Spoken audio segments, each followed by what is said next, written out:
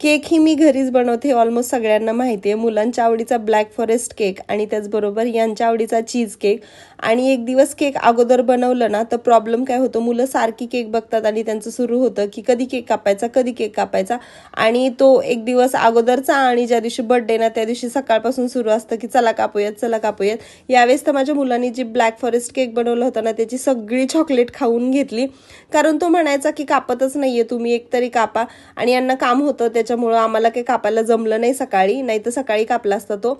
आम्ही घरच्या घरीच असं छोटंसं सेलिब्रेशन केलं. त्यानंतर बाहेरून जेवण मागवलं होतं, जेवण केलं आणि मूवी बघायचा प्लॅन ठरला. मग मूवी आम्ही घरातच लावला. 1 वाजेपर्यंत मूवी बघत होतो. आणि खरं सांगायचं तर केक अजिबात एवढा मोठा केक, पण चीज केक मात्र फक्त थोडासा राहिला होता, नाही तर बाकीचा सगळा केक खाल्ला. आणि असा होता हा दिवस. खूप छान वाटलं आणि असंच आम्ही साजरी करतो. तुम्ही कसं करता कमेंट करून सांगा. व्हिडिओ आवडला